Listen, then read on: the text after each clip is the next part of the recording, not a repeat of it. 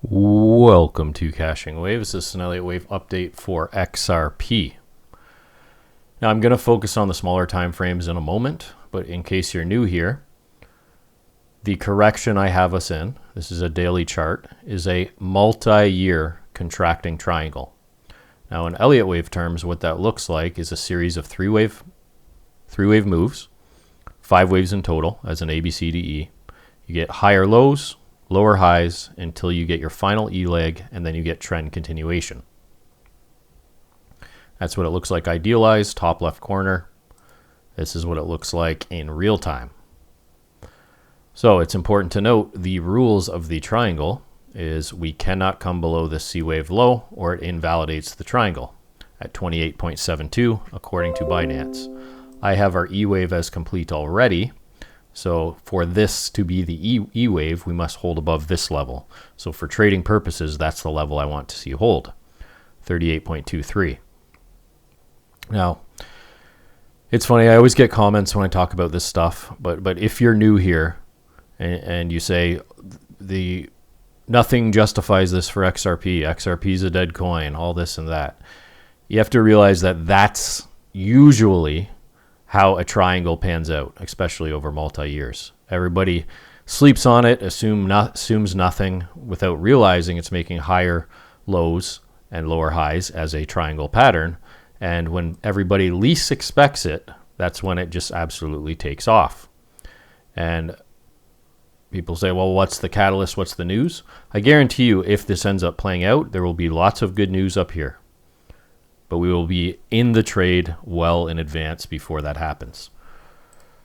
Now, where we expect the trend to take off is as soon as we break this trend line. We've hit up against it multiple times, as you can see. Just need it to continue to the upside. So for trading purposes in the bullish scenario, I'm not going to talk about bearish scenarios right now, but if we break the C wave low, most likely triangle is not playing out. C wave, it's invalidated. We can technically come down here for one more and then go again. But for all trades in this video, we're considering the E wave in at 38.23.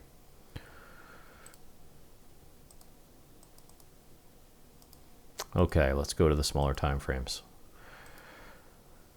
I talked about this area several times, but just a quick update, what I'm expecting. Have this as a wave 1 to the upside. That's our E wave low. That's the low we want to hold. We had a 5-wave move to the upside. This is a smaller version of the larger triangle, as you can see. Just imagine this being years and years. Everyone's saying it's dead, and then it makes its pop. 2 all-time highs. So we have a 5-wave move to the upside. Extended 3rd wave, 2.618 extension. We had a very fast ABC to the downside. Now, what I suggested in previous videos is either we are getting an extreme move right now, or we're probably still within a correction, making a flat, which is currently my expectation.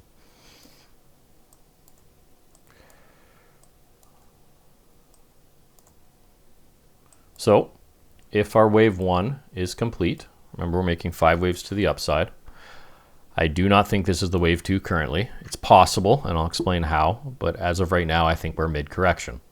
I also suggested to you that we make a series of very complex 3-wave moves. You can check my previous videos. To the upside, to our B zone. Our B zone, how you get that is take your fib retracement tool, take it from the high of the 1 to our A wave as labeled, put on the 1.236, 1.382, and the 1.618. And this is where we expect to get a B wave in a running flat.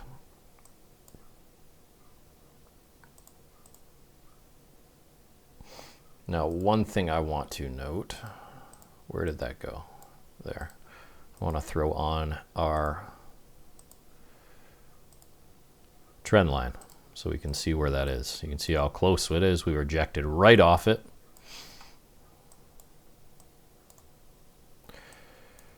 So how this correction pans out, this actually has kind of the right look as well. Although kind of an extended correction, it does have the right look. to me here. And how that would look is we have a 3-wave move up for a W, still within our X wave, 3-wave combination here. And we're going to get another 3-wave move to the upside for our Y wave, most likely a zigzag. And then we get our 5-wave move down for our C wave. And that creates our partner leg to this A wave. One thing to note is in a running flat, we make a higher B wave above the wave 1, and our C wave, our partner leg, holds above the A wave. That is my expectation. Okay, so that is my primary count currently as a wave 1 and 2. Now we did talk about other scenarios. Let me get rid of this. We talked about the fact that in last video, this wave is difficult to count. It basically double topped. So we considered the fact, okay, could this be 5 waves complete? Technically, yes. Technically. But I would say very unlikely. If we use our guidelines and the right look is very important. It's not talked about enough, in my opinion. We said initial video that this wave needs to correct, and this was probably too quick for a wave 2 based on this wave 1. If we say this is a 5-wave move, this is obviously way too long. It doesn't have the right look. I'm talking specifically to right look, right? Technically valid, but the right look doesn't have it, right? This one's too short, this one's too long. This is one of the main reasons, and this fits as a 3-wave better than a 5, right? So too long, too short, this looks most likely a 3-wave.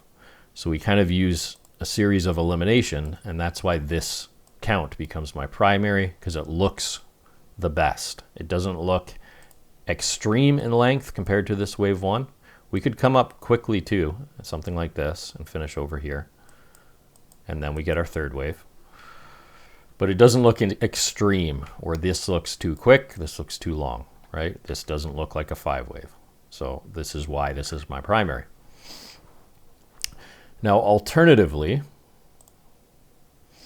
how could we recover from here and still be within a micro wave 1? Again, not again. I got to stop saying that. That's my go-to word. But I am considering the fact that this could, I'm not going to count it now, I'll count it once it's complete, but this could be another 1-2 as a leading diagonal. 1-2, 1-2, and that would get us an extreme launch. The reason I'm considering this an option is if you look at our trend line, that's our daily trend line. Once we get above that, I don't really want to see us come back inside of it. I want to see us find support above that level. So this does make sense as a 1-2, 1-2 with, I'll give it, the second 1-2 is a little longer than the wave 1, which we don't love, but it looks better than this being a 1-2, 1-2, right?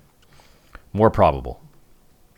So this is my extreme bullish count, 1-2, 1-2 as a diagonal.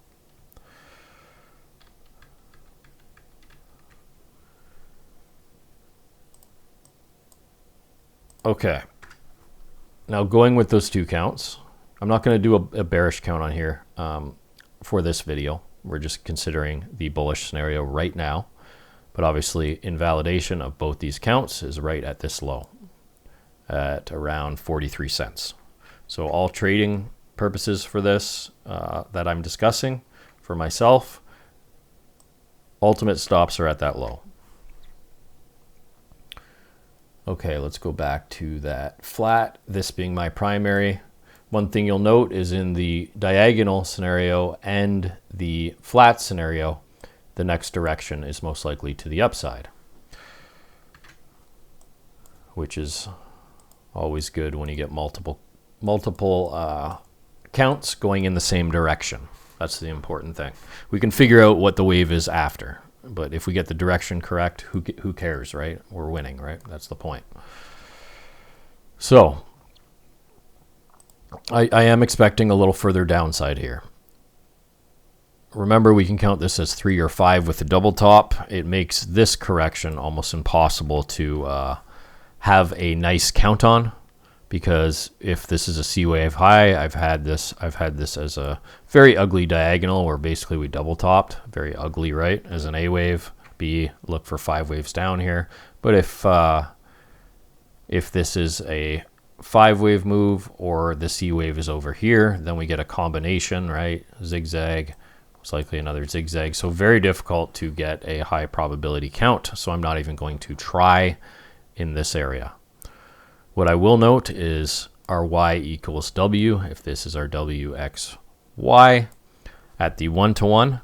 But it's important to note, this is why I always say that, this is when we come to that zone, our expected target, what is the reaction after? This is clearly a 3-wave move off that low, right? Can it recover? The only way I'd see it recovering is as a diagonal, right? It's kind of your only recovery method when you get a 3-wave move up, where you invalidate that B wave as the ABC way, right? So that's your only form of recovery off this low. And easy to note that if this happens, you have lots of time to see it come, right? It's not just going to take off on you. It's not a 1-2, 1-2. You can see that right there.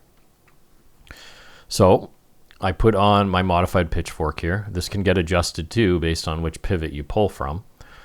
But I am looking for further downside here, perhaps as a larger diagonal.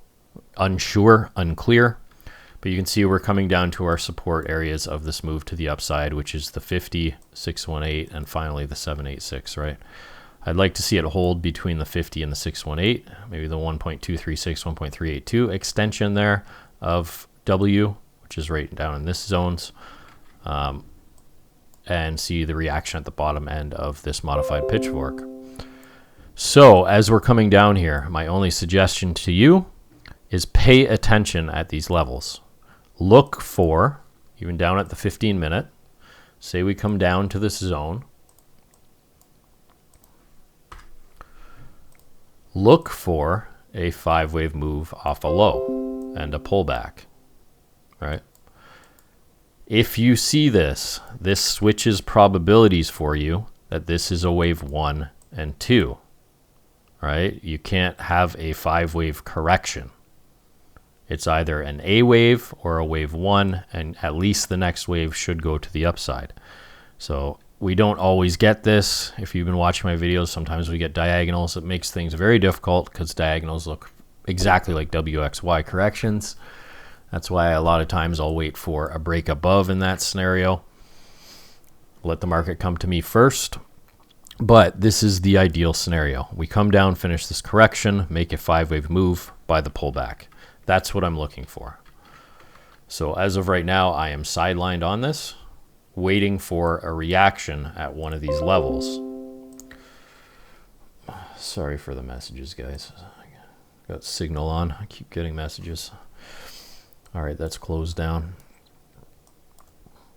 So one thing I will note, I am expecting a higher high above here before coming to this low. Reason being how deep we came over here.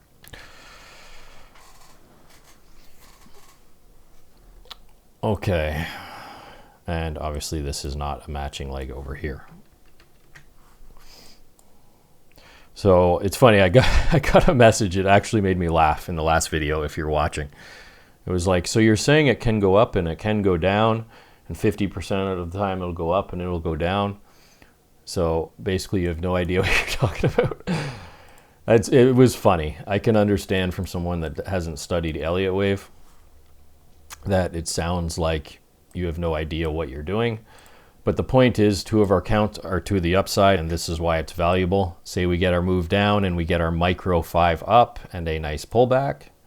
The reason why we talk about the if this then that scenarios is if you're able to get that trade and all you're targeting is the B zone and you get this entry, this is why Elliott wave is so helpful. Boom, 18-to-1, right? Yes, I'm saying it can go up and it can go down, but if we get the reaction we want, we're getting 18-to-1 on our setup, right? This is why Elliott wave is the best trading method in my point of view. This is why. All right, guys, so as for all trades to the upside, absolute stop at this low. I'll be on the micro time frames trying to catch the exact low, looking for a 5-wave move off that low and an ABC correction. That is ideally what I want. If I get some sort of diagonal, I have my own trading strategies for that.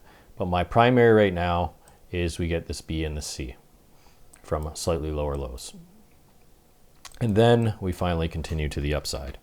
But I am open to the fact that we can also get a diagonal to the upside, right? We're not sure which. Our bias is to the upside from slightly lower lows. Ideally, we hold above the 618, so maybe a 8 to 10% drop from here.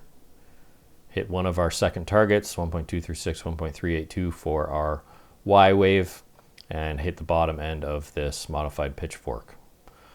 All right, guys, that's it for XRP. Thanks for watching. I'll see you on the next one.